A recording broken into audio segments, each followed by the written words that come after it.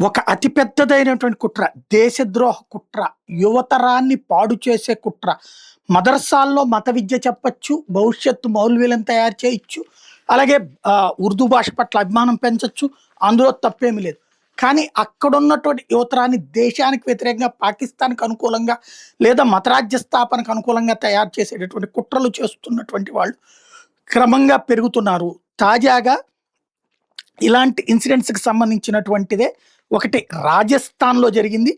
రాజస్థాన్‌లోని anti terrorist squad వాళ్ళు కనిపెట్టింది ఏంటంటే 5గురు ఇస్లామిక్ టెర్రరిస్టులు దొరికారు. ఇందులో 3 మదర్సాల్లో మౌల్వీగా పనిచేస్తున్నారు. అంటే తీవ్రవాదులు ఈ దేశంలోకొచ్చి మదర్సాల్లో చేరి అక్కడున్న మౌల్వీలుగా పనిచేస్తున్నారు. అయూబ్, మసూద్, ఉస్మాన్ అనే మౌల్వీలు ఇప్పుడు అరెస్ట్ అయ్యారు. వీళ్ళు తయారు చేసినటువంటి తీవ్రవాదులు జునైద్, కరూల్ ఈ 5గురిని కూడా అరెస్ట్ చేశారు.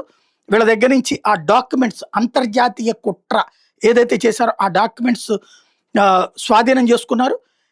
వాస్తవంగా భారతదేశంలో 40,000కు పైగా మదర్సాస్ ఉన్నాయి. ఇదే సందర్భంలో ఇలాంటి తప్పుడు పని చేసే వాళ్ళని ఆ మదర్సాల నిర్వాహకులు గుర్తించాలి. ముస్లిం సమాజం కూడా గుర్తించాలి. భారతదేశానికి వ్యతిరేకంగా ఎవడన్నా చేస్తుంటే తాట తీయాలి.